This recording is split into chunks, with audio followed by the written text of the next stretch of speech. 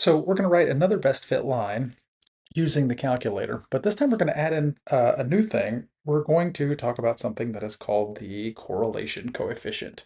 And the calculator is going to give us the correlation coefficient when we do our linear regression. The correlation coefficient is represented by the variable r, and it is between the values of +1 and -1. So it is going to tell us, number one, if it's a positive or a negative correlation. And then the second thing is the closer it is to -1 or +1, the better our model fits the data.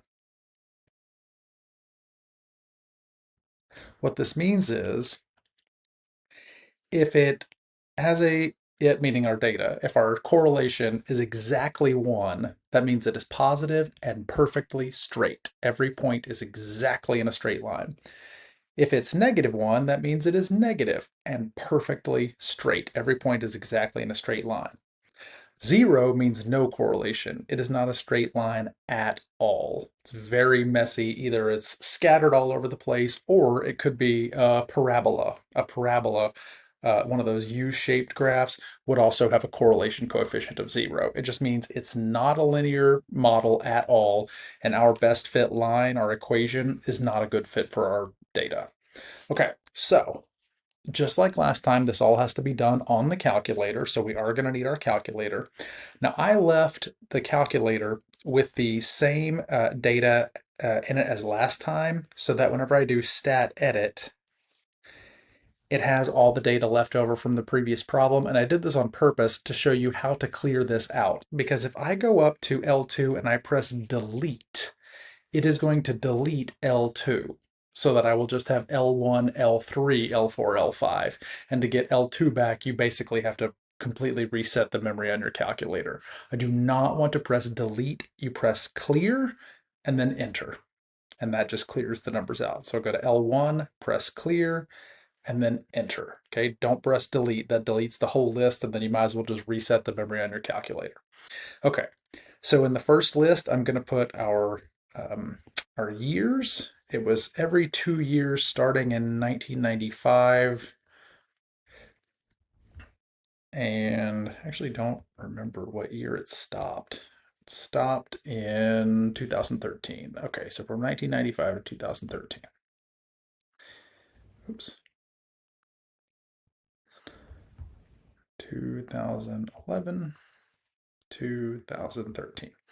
Okay, and then the Y values were billions of dollars. So let's go ahead and put those in. Again, if you're following along, which you should be, go ahead and pause the video so that you can put all this data in yourself. I know I'm going pretty quick. Go ahead and pause so that you can put it all in yourself and follow along. 10.65, 10.20, and 9.28. Okay, so we've got our x's and y's put in. Now, if I do my linear regression right now, and that is stat calc 4, if I just go down and do my linear regression, it's going to give me my slope and my y-intercept just like we expect. But I want to now get my correlation coefficient. Let me resize this a little bit. And to do that, I need to turn on the diagnostic function on my calculator. So to do that, I press second and then 0. You can see right above 0, it says catalog. So second, 0. And I'm going to go down to the D's where it says diagnostic on. So if you just press D, like the matrix button has that green letter D, that takes you down to the D's. And I'm just going to scroll down until I see diagnostic on. Press enter on diagnostic on. And then let me resize my window again. There we go. And then when you press enter, it just says done. But now when I go back and do my linear regression, now it gives me r squared and the thing that I really wanted, which is r. So my slope, I'm going to call 0.25. My y-intercept, let's round that to negative 492 point, let's just call it 492.9.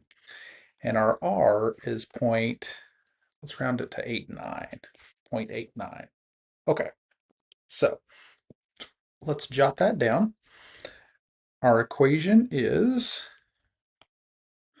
y equals 0.25x minus 492.9, and our R, our correlation coefficient, is 0.89. So correlation coefficient of 0.89 is really close to 1. Really, really close to 1. So we would say our model is the equation, our equation fits our data very well. Meaning, if we were to graph this, and let's go ahead and graph it just so we can see what it looks like. If we were to graph this, oops. Okay, we're gonna have to adjust the window. Let's do zoom stat. Zoom 9 gives us a pretty good window. Zoom 9 adjusts the window to see your scatter plot. So that's a shortcut for getting a good window is Zoom 9. You can see it's not perfectly straight, but it's pretty close. And if you watched my shortcut from the last video on how to get your,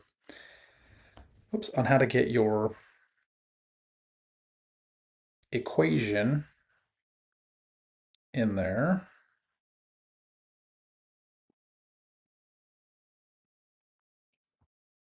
There we go. There's our graph. Pretty good. It's pretty close to having the same number of points above and below the line. It's not perfect, but it was never going to be perfect because it's not a perfectly straight scatter plot, but pretty close. Okay, so there's our graph. We wrote an equation, and now we added in the correlation coefficient, which tells us essentially how good is your equation. This is what a 0.89 looks like. It's not perfect, but it's pretty close. We've got a few points above and a few points below the line, but that is a pretty straight scatter plot.